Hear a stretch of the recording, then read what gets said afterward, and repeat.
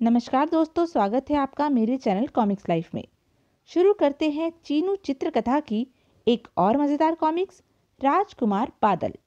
राजकुमार बादल, लेखक कुमार कश्यप, चित्रांकन जगदीश पंकज। बादल अपनी माता के अपमान का बदला लेने के लिए चंद्रनगर के राजा चंद्रसेन के नगर में जा पहुंचा, जिसने गर्भावस्था में रानी को कलंकनी, चरित्रहीन अपनी छोटी रानी के कहने पर बनाकर जंगल में छुड़वा दिया था। वहीं बादल का जन्म हुआ। पला वह एक बंजारे सरदार के यहाँ।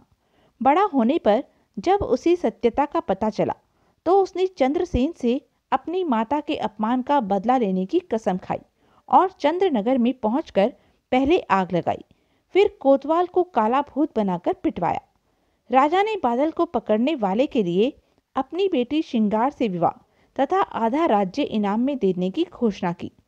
यहाँ तक आपने शाही लुटेरा में देखा। अब देखिए, जब मंत्री ने राज्य और राजकुमारी के लालच में बादल को पकड़ने का बीड़ा उठाया था। यह एक अशर्फी और लो, और अब एक सुंदर कन्या के वस्त्र ले आओ। वाह, फिर कुछ नई खुरापात। परंतु लड़की के कपड़ों का तुम क्या करोगे? यह सब बाद में पता चलेगा, पहले कपड़े। अच्छा बाबा, मत बता, लाती हूँ। तू तो पूरा का पूरा मस्खरी लगता है, बहरूपिया कहीं का। लड़की के वस्त्र पहनकर जब बादल बूढ़ी भटियारिन के सामने आया तो वह भौचक्की रह गई और हंसे जा रही थी। अये, तुम तो बिल्कुल कोई राजकुमारी लगते हो। मैं तो पहचाने ही नहीं, कोई देखकर मर मिटेगा। यही तो मेरी जीत है माँ। एक चौराहे पर एक बड़ा पिंजरा रखे मंत्री बाट में खड़ा था। तभी राजकुमारी बना बादल वहां पहुंचा। मंत्री ने ललचाई नजरों से बादल को देखा। तो तुम कौन हो जी राजकुमारी? मैं गांव की गोरी। लेकिन ऐसे क्या देखे जा रहे हो मंत्री जी? तुम बहुत सुंदर हो। तुम्हारा नाम? सच? मेरा नाम चमेली है, जूही की कली, नाजो की पली, चमेली। हाय, कितना प्यारा नाम है, चमेली। मंत्री जी, यह इतना बड़ा कोई मंदिर है लोहे का? नहीं, मंदिर नहीं, आदमी बंद करने का पिंजरा है। परंतु यह यहाँ बीच चौराहे पर क्यों रखा है? तुम्हें नहीं मालूम? एक बड़ा भारी अपराधी बादल है, उसे पकड़ने के लिए। ओह, तो आपने ही बादल को पकड़ने का बीड़ा उठाया है। हाँ, लेकिन तुम बड़ी प्यारी हो। आओ आओ, पास आ जाओ चमेली रानी। पहले ये बताओ, ये क्या है? इसे तोंक कहते हैं, कैदी की गर्दन में पहनाई जाती है। अच्छा, इसे मैं अपनी गर्दन में पहनकर देखूं, कैसी लगती है? ना, तुम्हारी इस सुराहीदार गर्दन में पोंछ आ जाएगी। मैं पहनकर दिखाता हूँ नादान लड़की। ये देखो, इस तरह से पहनाते हैं, अब कैदी भाग नहीं सकता। देखा? अच्छा, ये क्या लोहे की चूड़ियां हैं? नहीं, यह हथकड़ी है। तुम भी खूब हो। मैं पहनकर देख लूं, कैसी लगेंगी? ना, तुम्हारी नाजुक कलाई टूट जाएगी। मुझे पहना दो। देखो, अब हाथ भी बन गए बादल के। अच्छा बेटा, बादल को बांधेगा, ऐसे ले इसका इनाम। तुझे पता नहीं, बादल तेरा बाप है। तो तुम कौन हो? बचाओ बचाओ। मैं हूं बादल, तेरा बाप, चमेली नहीं, जिसे राज और राजकुमारी के साथ विवाह के लालच में पकड़ने आया था। ओह बादल! सुअर, बादल को पकड़ेगा? चल बंदर, अंदर पिंजरे में। चमेली का रसिया। राजा से कहना, वह मुझे तुम जैसे कायरों के बलबूते पर नहीं पकड़ सकता। राजा चंद्रसेन तक खबर पहुंची। क्या बकते हो मूर्ख, ऐसा नहीं हो सकता। आप स्वयं चलकर देख रहे हैं अन्नदाता, मंत्री जी पिंजरे में बंद हैं और चाबी बादल ले गया। यह सब क्या है मंत्री जी? यह कैसे हुआ? बादल धोखा दे गया है महाराज।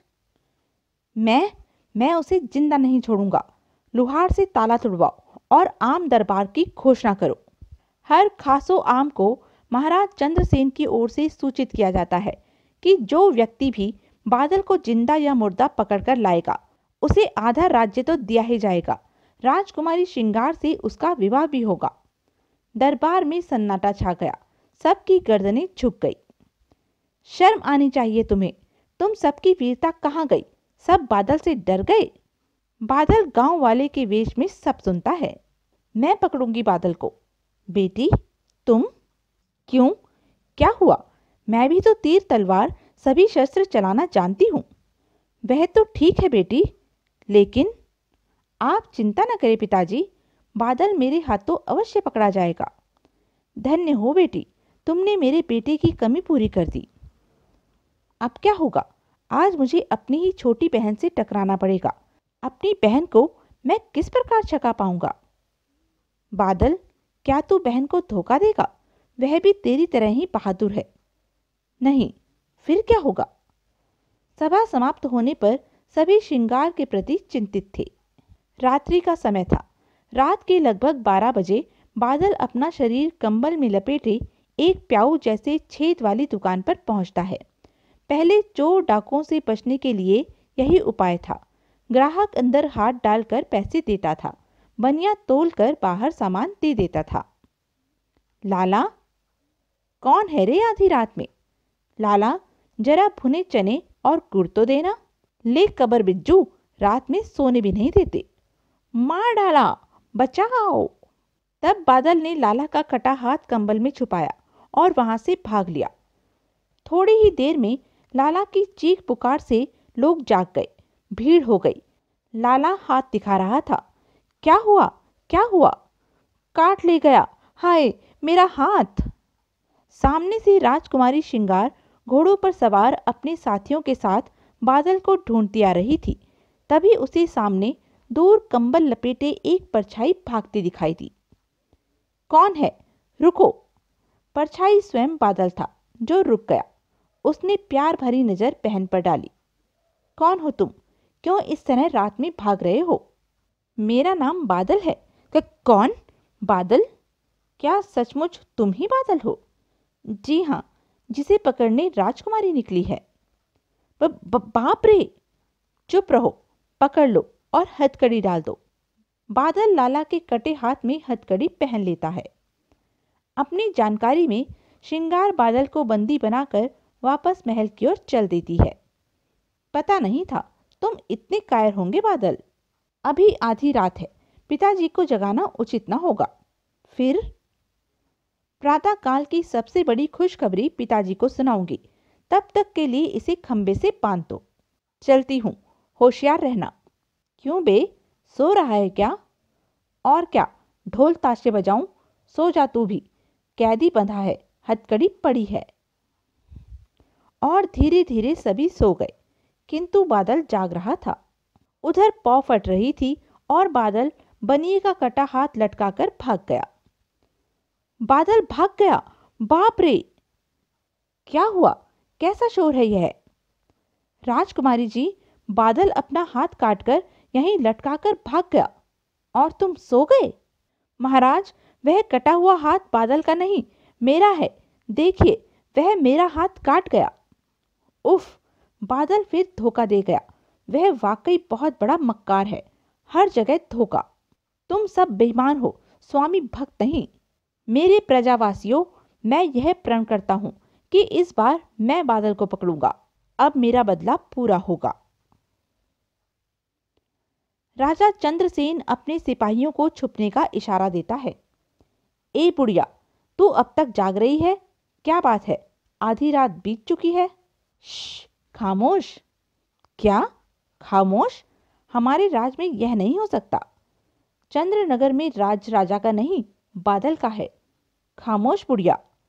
जवान होकर बुढ़िया को डांटते हो? जाओ अपना काम करो। परंतु यह काम बंद नहीं करूंगी। काम बादल का है। क्या कहा? बादल का? हाँ, उसने कहा है आधे घंटे तक सूप बुनकर नहीं दिया तो जान से मार दूंगा। यह बादल ने कहा है। तुम क्या मुझे पागल समझते हो? भूल हुई, वह रहता कहाँ है? पता नहीं, वह तो छलावा है, छलावा। तब यह सूप तुम कैसे पहुंचाओगी? 15-20 मिनट बाद स्वयं आएगा सूप लेने। अच्छा, तो सुनो, हम उसे पकड़ने आए हैं। उस छलावे को और आप पकड़ेंगे? हंसती क्या है बुढ़िया, हम चंद्रनगर के राजा चंद्रसेन हैं। ओह, वास्तव में आप तो राजा हैं, भूल हुई, क्षमा हो। सुनो बुढ़िया, हमें किसी तरह भी बादल चाहिए, वह अब बचकर नहीं जाना चाहिए। आप अकेले हैं महाराज, आप उसे नहीं पकड़ सकेंगे। नहीं, हमारे सिपाही आसपास छुपे हुए हैं।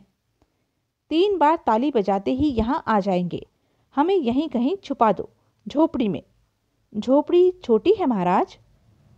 क्या सोच रही हो, कोई तरकीब समझ में आई?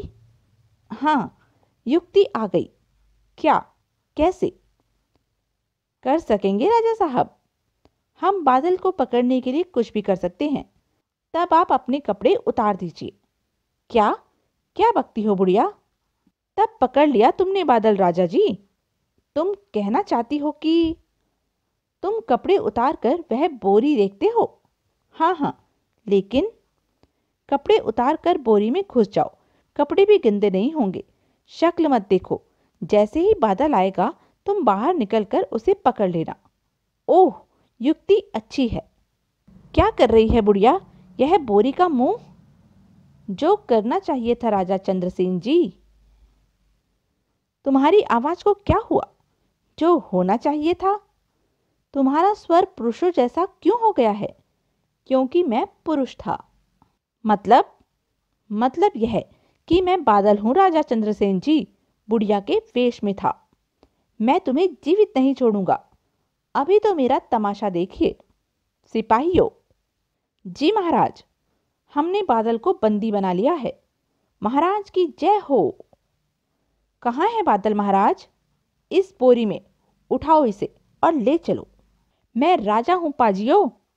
कितना चालाक है, कहता है राजा हूं, जिससे बोरी से बाहर आ सके। इसे बोरी से निकालना मत सिपाहियों, बड़ा चालाक है यह। जी महाराज। अधिक चिल्लाए तो 2-4 लात घुसे जमाते चलना। ऐसा ही होगा। इसे सीधे ले जाकर कैद खाने में डाल दो। प्रातः फैसला करेंगे, ले जाओ। लेकिन सिपाहियों ने उसे ले जाकर कैद खाने में डाल दिया। राजा साहब, राजा साहब! प्रातःकाल शोर मच गया। सिपाही दौड़ पड़े। राम रमवास में भी पहुंची तो रानी व श्रृंगार भी दौड़ी दौड़ी आई और बहुत दुखी हुई। राजा चंद्रसेन को तब तक जेल से निकाल लिया गया था। आप यहाँ कारागार में, यह सब क्या है? पिताजी, आपके कपड़े क्या हुए? राजा क्रोधित होने के बजाय हंस पड़े। आप हंस रहे हैं पिताजी? यह हमारा अपमान है। नहीं, बादल हमें भी धोखा दे गया। बादल हम सबसे बुद्धिमान है। हम कल आम दरबार करेंगे महामंत्री। सुनो सुनो सुनो, हर खासो आम को सूचित किया जाता है कि महाराजा चंद्रसेन की आज्ञा अनुसार कल प्रातः एक आम दरबार होगा। आप सब सादर आमंत्रित हैं, अवश्य पधारें। हम बादल से हार गए। यह आप क्या कह रहे हैं महाराज? बादल, तुम जो भी हो, सामने आओ। हम तुम्हें दंड नहीं देंगे, तुम्हें असली सूरत में देखना चाहेंगे। जनता के बीच से बादल बाहर निकलता है। मैं हूं बादल। ओह, ये बादल है? यह नौजवान? अरे, यह बालक? विश्वास नहीं होता। नौजवान, तुम हो बादल? बादल? जी, मैं ही बादल हूं। हमारे पास आओ और बताओ तुमने ऐसा क्यों किया। अपनी निर्दोष मां के अपमान का बदला लेने के लिए। आपसे? मुझसे? तुम्हारी मां? मैंने अपमान किया? कौन है वे? आपकी पहली पत्नी, जिन्हें आपने छोटी रानी के कहने पर अपमानित करके जंगल में निकाल दिया था। बादल, मेरा बड़ा भाई? तो क्या तुम? मैं उसी अभागिन माँ का बेटा हूँ। ओह, मुझे बाद में उस निर्दोष के बारे में पता चला था। मैंने बहुत ढूंढवाया। मैं अपराधी हूँ तुम्हारी माँ का। तुमसे भी लज्जित हूँ। अब कहाँ है तुम्हारी माता? फिर बादल ने अपने ऊपर गुजरी दुख भरी आप बीती सुना डाली, जिसे सुनकर सभी द्रवित हो उठे। हर एक की आंखें भीग गई। राजा के पूछने पर उसने अपनी माता का पता बता दिया और राजा ने आदेश दिया कि छोटी रानी इंद्रकांता को तुरंत चौराहे पर गड्ढा खुदवाकर उस पर कुत्ते छोड़ दिए जाए। किंतु बादल ने अपने पिता से कहा कि नहीं, यह अन्याय होगा। यह मेरी छोटी माँ है। भूल सभी से होती है पिताजी, आप इन्हें क्षमा करें। तुम धन्य हो पुत्र, सचमुच अपनी माँ जैसे निष्कपट, निश्चल व दयालु। अंतिम निवेदन, माँ को ससम्मान पालकी में यहाँ लाया जाए। ऐसे ही होगा मेरे बेटे। दोनों रानियां गले मिली। छोटी रानी ने अपने किए की क्षमा मांगी। पश्चाताप के आंसू बह निकले थे। बादल राजा बना। इस प्रकार राजा चंद्रसेन अपना राजकाज बादल को सौंपकर अपनी दोनों रानियों सहित तीर्थ यात्रा पर निकल पड़ा। तो यह थी चीनू चित्रकथा की एक मज़ेदार कॉमिक्स। ऐसी ही मज़ेदार कॉमिक्स के लिए बने रहें मेरे साथ। और हाँ, मेरे चैनल को लाइक, शेयर और सब्सक्राइब करना ना भूलें। धन्यवाद।